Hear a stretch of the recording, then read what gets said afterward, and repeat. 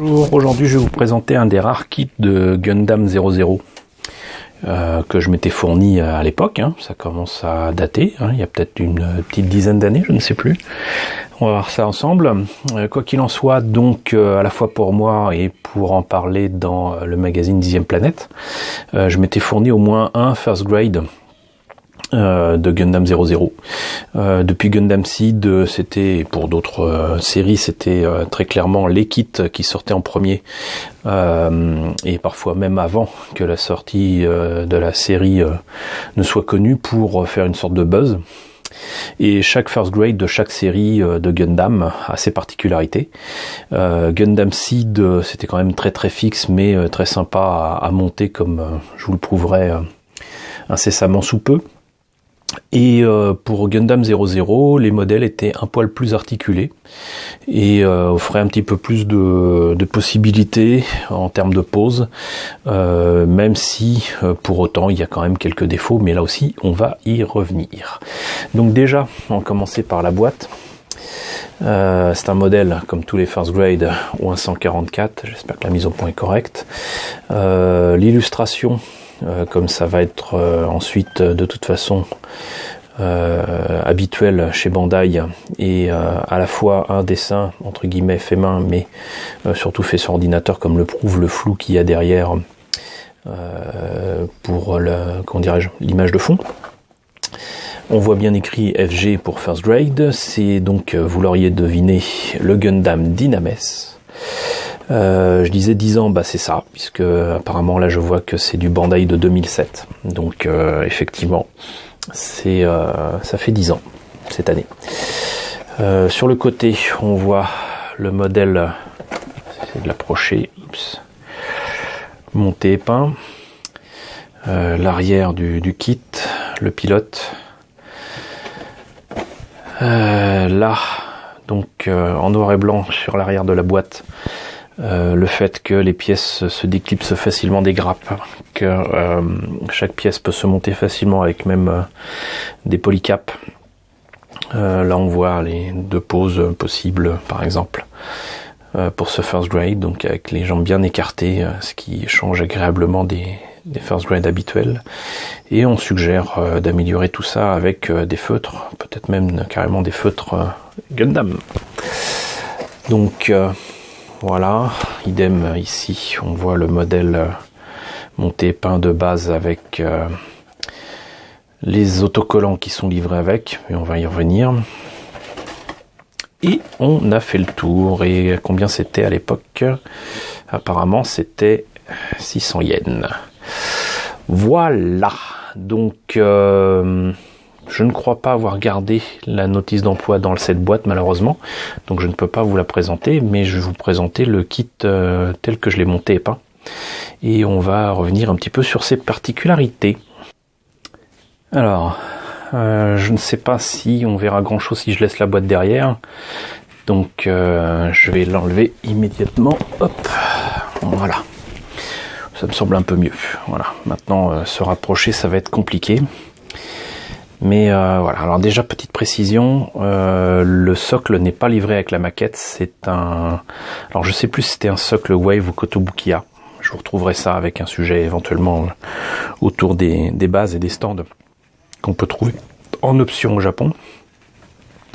Mais sinon donc voilà ce que j'ai fait de ce first grade, et ça faisait partie, donc il y a une dizaine d'années déjà, de...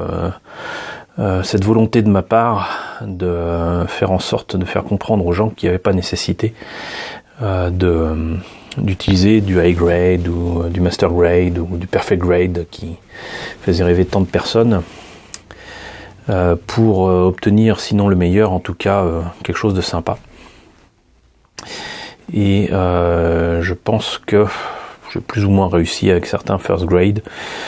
Ici, pas forcément le meilleur de mon travail, d'autant que j'ai choisi d'utiliser un bleu clair que j'aimais beaucoup en termes de résultats au pinceau, mais qui ne correspond pas aux couleurs du Gundam, qui est quand même un peu plus blanc, il est vrai. Qu'est-ce que j'ai fait par contre pour améliorer le rendu de tout ça? Alors, je vais essayer de le rapprocher. D'une part, j'ai totalement occulté l'utilisation des autocollants de Bandai parce que tout simplement c'est moche. Et comme vous allez finalement l'apprendre dans pas si longtemps, j'utilise régulièrement dans mes maquettes non seulement des touillettes mais aussi des cabochons. Moi j'aime bien les petites perles et les cabochons, les bijoux fantasy qui permettent d'améliorer l'ordinaire. Et il se trouve que sur ces mechas, un petit peu comme dans Gundam Wing, il y a beaucoup de ce genre d'effets, de choses là. Et j'ai utilisé là par exemple, là je pense que c'est quand même bien visible, un bijou fantasy autocollant qui rend vachement bien quand même pour le viseur. Et donc des cabochons bleus pour les bras. Mais je me suis pas limité là. Je sais pas si j'arriverai à... C'est peut-être un peu trop près. C'est pas visible ici malheureusement. Mais voilà, peut-être là. Voilà.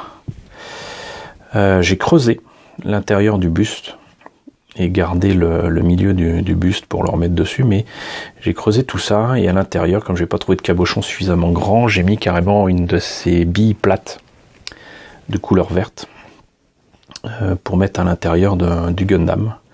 Et ma foi, ça rend vraiment pas mal. C'est toujours mieux que si je l'avais peint ou si j'avais mis l'horrible autocollant qui était livré avec. Voilà. Et je crois que la seule chose que j'ai gardée en autocollant, c'est pour les yeux, parce que c'est vrai que ça facilite la vie. Mais c'est tout. Donc voilà pour les ajouts. Et j'aurais pu éventuellement couper la main. Alors si je mettais, voilà, couper la main qui est ici pour la mettre dans un angle un peu différent. Mais bon, ça rend bien quand même. Je me suis largement amélioré depuis en termes d'utilisation de peinture et notamment de peinture citadelle ou de peinture Revel comme j'utilisais à l'époque. En acrylique en tous les cas. Maintenant je vais faire ça différemment, mais je suis très content du résultat du gunmetal sur le flingue. Ça rend vraiment très très bien. Si je me rappelle bien, c'était une peinture Revel. Voilà. Donc pour le reste, je n'ai rien changé. Je n'ai rien modifié. Peut-être si. J'oublie à chaque fois, mais si je me trompe pas, oups.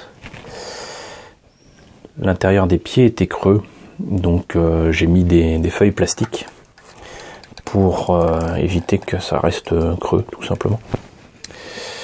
Donc voilà ce que ça donne pour ce Gundam Dynames. Voilà, avec la lumière dessus, ça rendra peut-être un peu mieux. Oups, tentons un petit zoom. Voilà, bah écoutez, je ne vois guère plus à vous annoncer dessus, donc c'était le Gundam Dynames au 144, le modèle First Grade. Alors je sais bien évidemment que le High Grade est largement supérieur, je parle même pas du Master Grade ou quoi, mais donc voilà, pour 600 yens, il y avait moyen de faire un Gundam sympa, et je m'en suis pas privé. On reviendra sur cette notion d'utiliser du first grade notamment pour commencer et pour améliorer ses techniques de montage, d'amélioration et de peinture.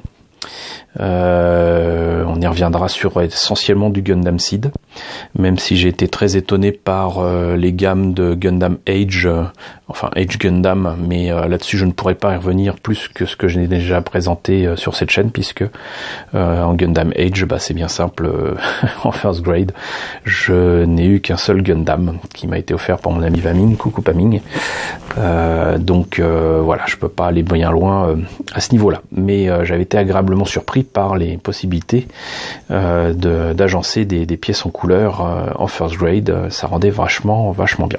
Donc j'espère que cette présentation vous a plu. N'hésitez pas à me dire dans la section commentaires, n'hésitez pas à liker, n'hésitez pas à partager, n'hésitez pas à vous abonner si ce n'est pas déjà fait, et je vous retrouve très bientôt pour la présentation de nouvelles maquettes Gundam.